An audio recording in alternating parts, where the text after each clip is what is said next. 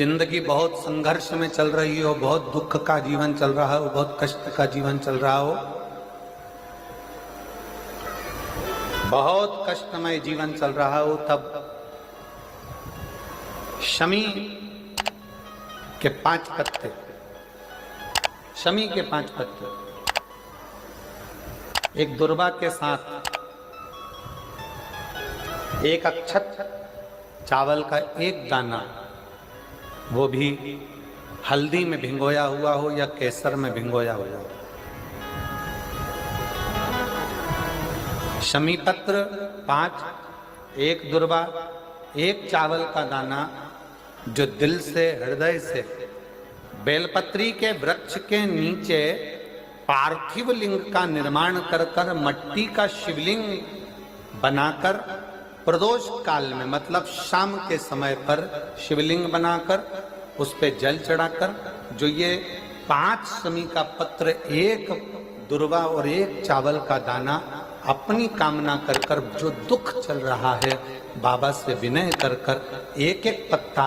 जब समर्पित कर दे, फिर एक दुर्वा समर्पित कर दे, फिर एक चावल का दाना समर्पित कर दे और बाबा का वहीं पर पुनः विसर्जन कर दे, 3 महीना तो जाने दो, 15 दिन के अंदर वो दुख कटता जरूर है, चाहे कोई भी दुख, किसी भी तरह का दुख क्यों हो।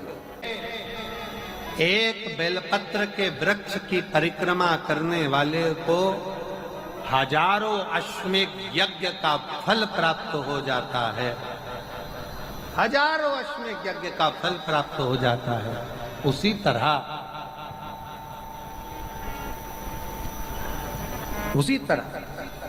एक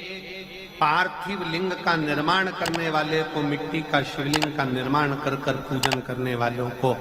12 ज्योतिर्लिंग के शिवलिंग के दर्शन का पुण्य फल प्राप्त। बहुत ध्यान लगाकर सुनिएगा। एक बेलपत्री और उस बेलपत्री में एक चंदन की बिंदी और एक अक्षत का दाना मात्र रखकर भी अगर शिवालय पर चढ़ा दी जाती है, एक बेलपत्री, एक चंदन का बिंदी, और चंदन फिर निवेदन करेंगे। आज के जमाने में तुम लोग सब घिसा घिसाया, पड़ा पड़ाया,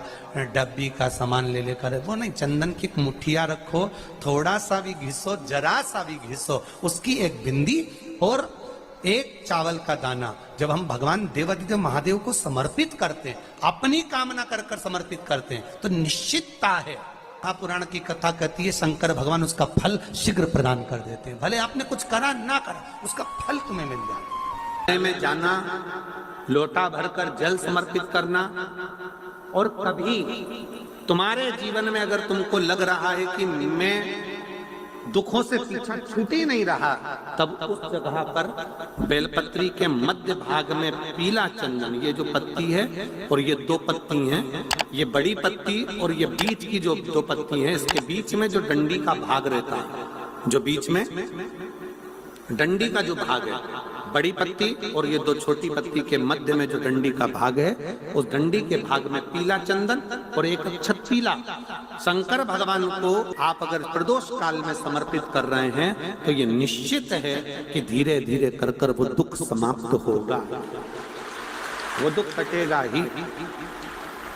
प्रगत वर्णन किया गया शंकर भगवान की आराधना में, शिव की आराधना में, जब तुम्हें लगता है कि तुम्हारा व्यापार नहीं चल रहा, कोई तुम्हें धोखा दे रहा है, लक्ष्मी नहीं आ रही, बहुत चिंता में पड़े हुए हो, बहुत टेंशन में जिंदगी चल रही है, बहुत बीमारियां तुमको घेर ली है और चारों तरफ अंधेरा ही अंधेरा नजर आ रहा है, तुमने विचार करा अब मैं तो मर जाऊं तो अच्छा, मैं सुसाइड कर लूं तो अच्छा, मैं मर जाऊं तो अच्छा, तो मरने से पहले एक काम कर कर देखना, शंकर भगवान की आराधना कर कर देखना, शिव पर एक लोटा जल चढ़ा कर देखना, और ज्यादा चिंता, ज्यादा टेंशन हो तो बेलपत्री के जड़ को घिसकर उसका चंदन बनाकर शंकर को लेपन कर कर उसकी भी आराधना कर कर देखना कि बेल चंदन का फल क्या। बेलपत्र, एक बेल, ये कोई साधारण नहीं, एक बेलपत्र एक बेल, ये कोई साधारण नहीं, एक बेल। इसकी नीचे की डंडी से लेकर ये दो पत्तियां जहां लगी हैं और दो पत्ती से लेकर ये बीच की जो पत्ती है उसमें जो गैप है, उसमें जो जगह है, दिख रही है आपको? ये दो पत्ती से लेकर बीच की पत्ती के बीच में जो जगह खाली रहती है, 33 कोटि देवी देवताओं विराजमान रहते हैं इस बीच की जगह में। जब शिव जी को चढ़ाया जाता है तब इस पत्ती के बीच की जगह शंकर के शिवलिंग पर रखा जाता है, तो शिव जी इतने प्रसन्न होते हैं कि मेरी स्तुति करने के लिए ये भक्त 33 कोटि देवताओं को लेकर आया है मेरी स्तुति करने के लिए। लोग चावल लाए, लोग अंबारियां लाए, धन लाए, दौलत लाए, संपदा लाए, पर एक शंकर का भक्त ऐसा होता है जो एक बेलपत्री के रूप में 33 कोटि देवताओं को, 64 योगिनियों को, आदि शक्तियों को शंकर को समर्पित करता है। कितना सुंदर संवाद है, कितना सुंदर बात कही कि भूल से भी किसी तीर्थ में नहीं गए, कहीं हमने गौदान नहीं करा, कहीं हम किसी तीर्थ में नहीं गए, हमने कहीं गौदान नहीं करा, हमने कहीं ब्राह्मण भोजन नहीं कराया, हम कहीं गंगा यमुना कावेरी सरस्वती नर्मदा छिपरा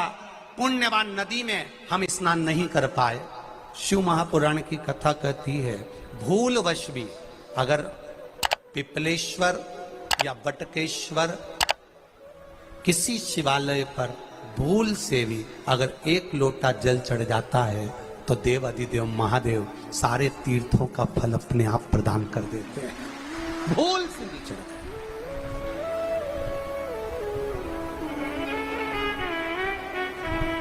एकांतेश्वर महादेव किसी तीर्थ में नहीं गए,